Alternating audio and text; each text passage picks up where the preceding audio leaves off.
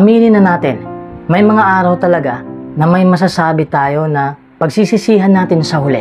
Ngunit paano naman ang mga taong palaging negatibo at makasarili? Kilala rin sila bilang mga taong peke. Sila yung mga taong makakasira ng magandang mood mo. Pero huwag kang mag-alala. Ginawa ko ang videong ito para matulungan kang matukoy ang lahat ng mga peking tao na nakapaligid sa'yo.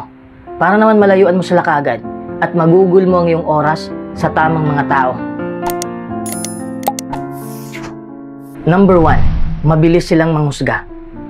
May kakilala ka ba na hindi magdadalawang isip na manghusga? Unang beses pa lang nilang nakita ang tao, hinuhusgahan na nila kaagad.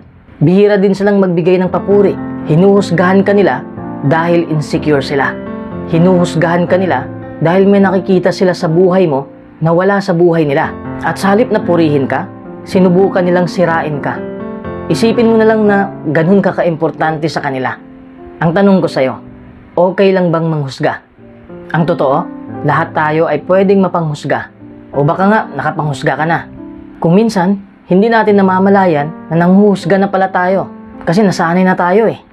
Malalaman natin tayo ay judgmental kung may masamang opinion kaagad tayo sa isang tao na hindi pa natin kilala. Kapag mapanghusga tayo, baka tratuhin din natin ng hindi maganda ang iba dahil sa edad nila, pinagmulan, itsura, yaman nila, o iba pang bagay. Kasi nakita natin na hindi natin sila katulad. Pero hindi tama o makatwiran na husgahan natin agad ang iba dahil lang sa mga nakikita natin sa kanila. Para nating inayawan ng isang pagkain na hindi pa natin natitikman. Ang punto ko lang naman, maraming sides ang bawat isa. May emotional side, satisfaction, ethical, at iba pa. Posible bang makita mo ang buong pagkatao ng isang tao? Imposible yon. Ibig sabihin lang yan, kung sa one side ka lang nakatingin, mas mabuti pang manahimik ka na lang. Number 2, mapanakit sila. Wala silang pakialam sa emosyon mo. Magsasalita sila ng masasakit nang hindi man lang pinag-iisipan ang kanilang pinagsasabi. Bakit ganyan silang magtrato ng kapwa nila? Dahil pinakamadali lang yang gawin. Madali lang manakit, di ba? Mas madaling maging masamang tao kaysa magpakabuti. Masisiyahan silang gawin ang bagay sa sadistang paraan. Mahirap kasing magpakabuti. Kailangan pa nilang maging mature sa buhay. Kailangan pa nilang magpakita ng empatya sa iba. At ayaw nila ng ganon. Ayaw nilang mahihirapan sila. Kaya doon sila nag-focus sa negatibong side ng buhay. At isa pa, sarado ang isipan at emosyon ng mga taong ito. Kaya madali silang makagawa ng masakit sa kapwa nila. Kung gusto mong lutasin ang problemang ito, lumayo ka na sa mga taong ito. Kung sinaktan ka man nila ng paulit-ulit, wala nang saysay para dumikit ka pa sa kanila. Number 3, hindi sila nakikinig. May kakilala ka bang ayaw makinig sa mga payo mo? O sa mga problema mo? It will go in one ear and out the other. Kung talagang abala ang isang tao, maaaring hindi nila maibigay sa'yo ang kanilang buong atensyon. Okay lang naman yon. Ang hindi okay ay yung taong wala man lang pakialam sa mga pinagsasabi mong seryoso at wala sa'yo ang kanilang atensyon. Kung ang kaibigan mo, katrabaho mo, o kakilala mo ay sumabay lang sa agos ng conversation ninyo, ibig sabihin na wala silang paki sa'yo.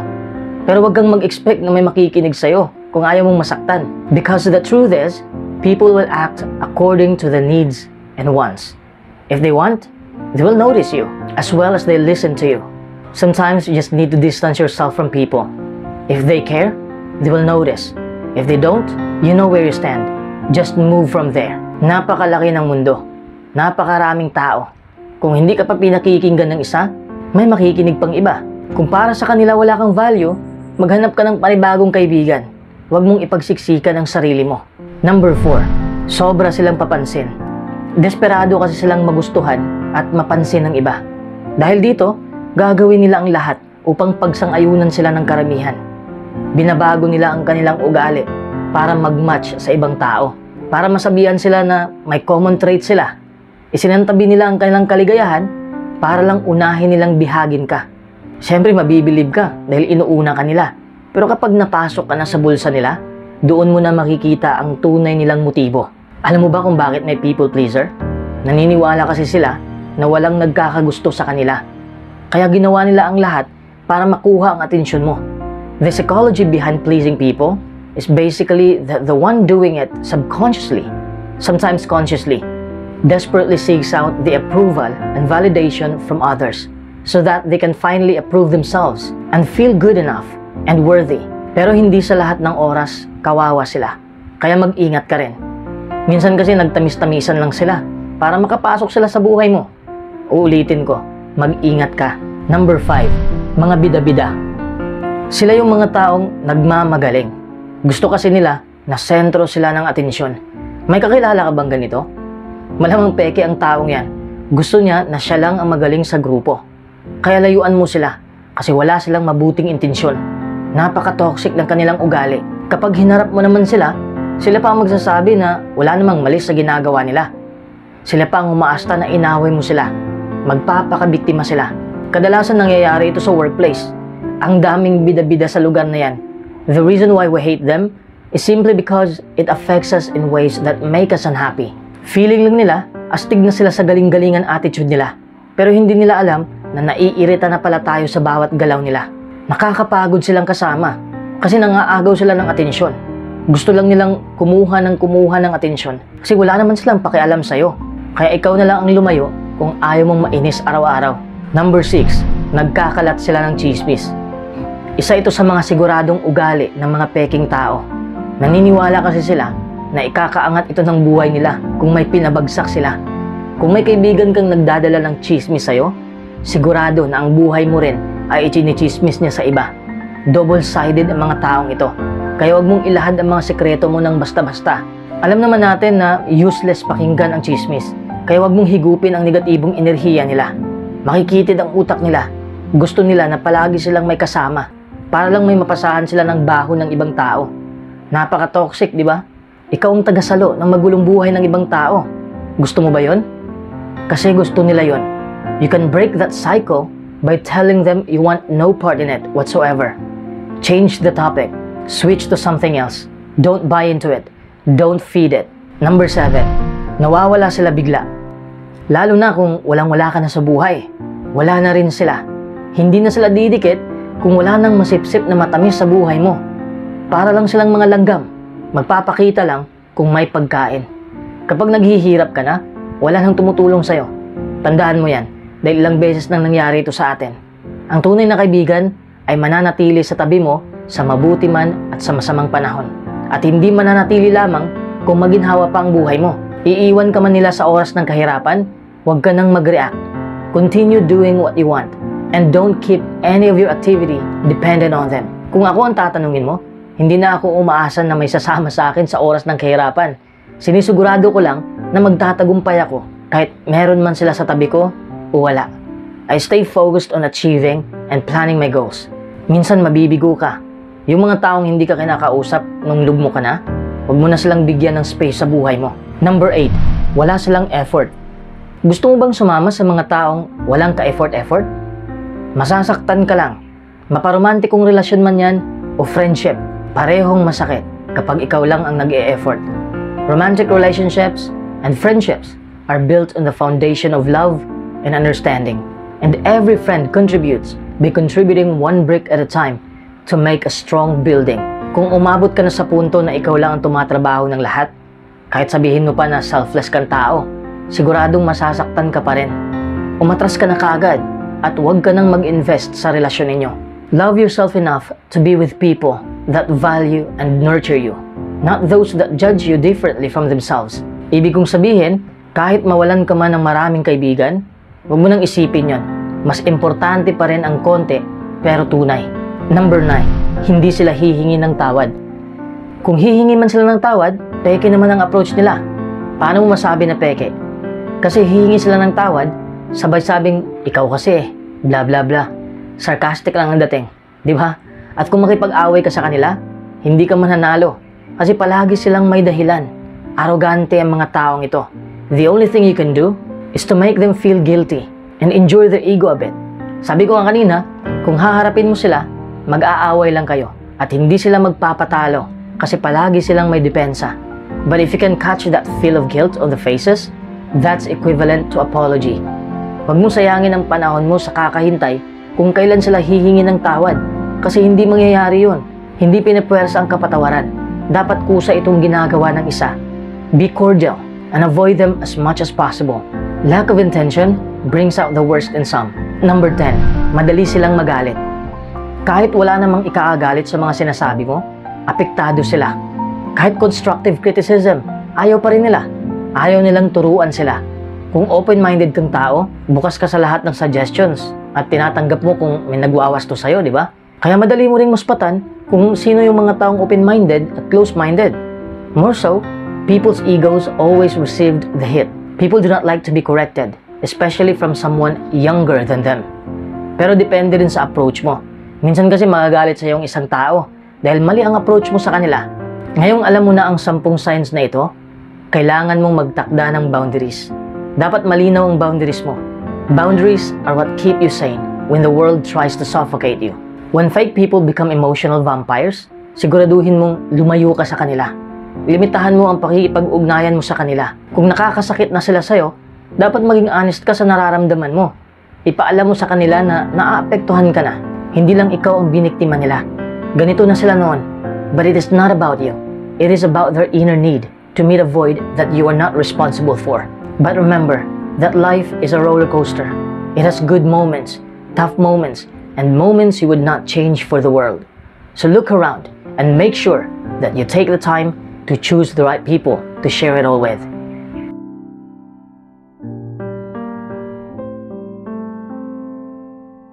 Ang inggit ay may positibong epekto din naman sa ating buhay. It can be a major driving force that causes us to make something of ourselves. Kapag nakikita nating may nakakamit ang ibang tao, lalo na kapag gusto natin ang mga bagay na nakakamit nila, naiinggit tayo sa kanila. At gusto rin nating makamit ang mga bagay na yon. This makes us work harder. Positibong inggit ito. Pero kapag sumobra na, tayo ang magdurusa. Tayo ang mapapahamak. Maling inggit na ito. Ang kahabag-habag na kahihinatnan ng taong mainggitin ay nakasaad sa Kinasihang Kawikaan 28:22. Gustong-gustong yumaman ng taong mainggitin, pero hindi niya alam na maghihirap siya. Kung tayo'y mainggitin, maghihirap tayo dahil hindi tayo makontento sa mga nakamit natin at tayo'y mababalisa. Ang inggit ang bumabalot sa atin. Pakiramdam natin na hindi tayo malaya. Sobra na tayong bitter sa mga kapwa natin. Ito rin ang nagtutulak sa atin na gumawa ng masama. Kahit masama ang epekto ng sobrang inggit, bakit pinairal pa rin natin ito sa ating buhay? It is a constant battle that wars against our heart and soul. Naiinggit tayo sa itsura nila, sa kanilang mga talento, sa kanilang kayamanan. It offers no positive contribution to our lives. Yet, it remains. Bakit nananatili pa rin ang inggit sa puso mo? It's time to break free. Number 1, mag-focus ka sa buhay mo. Maraming nangyayaring maganda sa iyong buhay na hindi mo napapansin kasi nakapokus ka sa buhay ng ibang tao. Pinagpala ka rin naman ng Diyos, pero tinitake for granted mo lang. Count your blessings again. May talento ka. May nagmamahal sa'yo. May halaga ang buhay mo. You have countless reasons to be grateful for the life you've been given. Kung mapagpasalamat tayo, nagiging balanse ang tingin natin sa ating sarili. Nagiging positibo ang tingin natin sa ating sarili. Isang magandang dahilan yan para maging mapagpasalamat. Kung mapagpasalamat tayo, gumaganda ang pakiramdam natin. Bakit nakakapagpasaya ang pagiging mapagpasalamat? Dahil doon natin mapapansin na wala na palang kulang sa buhay natin. Siyempre iniisip mo ngayon na may kulang dahil doon ka sa kakulangan nakapokus. Scarcity mindset. Lalo na tayong dapat maging mapagpasalamat sa Diyos. Tiyak na naiisip mo rin ang maraming espiritual at material na regalong ibinigay niya at patuloy pang ibinibigay. Pero sa halip na basta isipin lang ang kabaitan ng Diyos, bakit hindi ka gumugol ng panahon para isiping mabuti ang maraming pagpapala na ibinibigay ng Diyos sa'yo at sa mga mahal mo? Kapag binubulay-bulay natin ang pagkabukas palad ng ating maylalang, lalo natin siyang pahalagahan at mas madarama natin kung gaano niya tayo kamahal. Dapat din tayong maging mapagpasalamat dahil nakakatulong ito sa atin na maging positibo sa halip na negatibo. Kapag mapagpasalamat tayo, para nating hinaharangan ang negatibong kaisipan. Kaya mga positibong bagay lang ang naiisip natin. Hindi tayo nakakapagtuon ng pansin sa mga problema. Habang nagiging mapagpasalamat tayo, mas marami tayong nakikitang positibo. Kaya lalo pa tayong nagiging mapagpasalamat. Hindi makakapasok ang inggit kung nakapokus tayo sa ating buhay. Number 2, itigil mo na ang pagkukumpara. Sa oras na ikukumpara mo ang iyong sarili sa iba, palagi kang talo. Bakit? Lahat ng nakikita mo sa iba ay ang mga highlights ng kanilang buhay. Tapos nilalaban mo sa pangit mong karanasan. Talo ka lagi. Tandaan mo, kahit gaano ka pa kagaling, kayaman, kagwapo, palaging may mas lamang pa sa'yo. We always compare the worst of what we know about ourselves to the best assumptions we make about others. It's always a losing proposition. Tandaan mo, lahat ng taong kinaiinggitan mo, may kinakaharap din niyang matinding problema. Maraming pinagdaan ng pagsubok, lahat ng hamon nilalabanan. May mga kahinaan din sila katulad mo. Nobody is exempt. Nobody has it all. Nobody. Kung ihahambing mo ang iyong sarili sa iba, pwede kang maging mayabang o di kontento. Kaya maging mahinhin o mapagpakumbaba at tanggapin mo na hindi ka magiging angat sa lahat ng bagay. At lagi mong itatak sa isipan mo na hindi mo alam ang takbo ng buhay ng lahat ng tao. Nakikita mo lang ang mga highlights ng kanilang buhay, hindi ang kanilang behind the scenes. Nakikita mo lang kung ano ang ipinapakita nila, pero hindi mo alam kung ano ang pinagdaanan nila. Your life is not only made of success all the time, it's up and down, and you can only judge the journey at its end. And most of all, you possess an amazing ability to evolve and grow. Dahan-dahan lang sa paggawa ng mga bagay. Simulan mo na ngayon. Magbubunga rin ang lahat. Huwag mong sayangin ang iyong oras sa kakahambing sa sarili mo dahil madidismaya ka lang. Number 3, huwag kang sumama sa mga mainggitin. Kadalasan nang ginagaya natin ang mga taong nakakasama natin. Napakalakas ng impluwensya ng ating mga kaibigan sa ating mga saloobin. Kaya mga kaibigang pinipili natin ay makaiimpluwensya sa magiging pagkatao natin. Halimbawa, may mga kaibigan kang puro angatan na lang ang pag-iisip. Siyempre, ganyan ka din mag-isip. Tapos sasabihin pa nila, dapat may maganda kang bahay, dapat may sasakyan ka na, dapat may magagara kang mga damit, dapat mag-asawa ka na dahil matanda ka na. Dapat patunayan mo sa mga tao na kaya mong bilhin yan. Paano kung hindi mo kaya? Matataob ka sa kompetisyon na yan. Paano naman kung kaya mo? Hindi ka rin magiging masaya dahil ginagawa mo ang mga bagay na hindi mo naman gusto. Nagiging sunod-sunuran ka lang nila. Ginagawa mo lang para may maipapakita ka sa iba. So why even bother hanging out with those people when all it's gonna do is feed your insecurity? Cause you to feel like you're not good enough and make you feel like you need to compete. Ang tunay na mga kaibigan ay tapat at tumutulong sa'yo na gawin ang tama. Number 4, maging masaya sa nakamit ng iba. Yan ang isa sa mga gamot ng inggit. Kung ano man ang nakamit ng iba, maging masaya ka. Yung saya na hindi peke. Find genuine happiness in the success of other people. Hindi naman kompetisyon ang buhay eh. Hindi naman ibig sabihin na nakamit nila ang bagay na ito ay hindi mo na pwedeng makamit ito. Kaya mo rin naman yung kamtin kung may ginagawa ka lang. Hindi naman ibig sabihin na nanalo siya ay talo ka na. Kahit talo ka sa ngayon, may pagkakataon pa rin naman para bumawi. Don't focus on what you feel anyone deserves or doesn't deserve. Instead, just focus on their joy. Smile brightly and celebrate with them. Iba na kasi ang mga tao ngayon eh. Nadadapuan sila ng crab mentality. Yun bang, kung hindi ko maabot yan, dapat hihilahin rin kita para hindi mo rin maabot. Hindi dapat ganyan ang ipasok mo sa iyong utak. Mabuti naman ang pakikipagkompetensya para ma-improve natin ang ating sarili. Ang mali lang ay nakikipagkompetensya ka tapos naghahangad ka na sana'y mabigo ang iba para ikaw ang umangat. Yun ang napakalaking mali. People allow fears and insecurities to cloud their judgment. Hindi na nila nakikita kung ano ang dapat i-improve sa kanilang sarili. Kung nakikita nilang nagtatagumpay ang iba, napupuno ang kanilang puso ng galit. Dahil umaasa sila na yung tagumpay na yon ay dapat para sa kanila. Why can't we be happy for other people's success? Of course we can. And we should. That nasty streak of comparison, jealousy, and dissatisfaction needs to be curbed in order to be happy. Number 5, gawin mong positibo ang inggit. This is one of my personal favorites because it stems from a place of positivity rather than negativity. Halimbawa, gusto mo ng trabaho na mataas ang sahod, pero hindi mo nakuha. Tapos nakuha ng kaibigan mo. Anong gagawin mo sa sitwasyon na yan? Maiinggit ka? Remember, envy is a negative feeling and you should ditch it the first chance you get. Kaya ano ang gagawin mo? Gawin mong motibasyon ang inggit.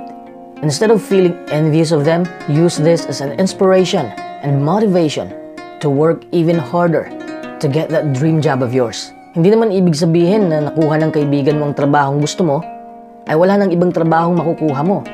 Marami pang pagkakataon at may oras ka pang i-improve ang sarili mo. Number 6, mag-focus ka sa pag-improve sa sarili mo.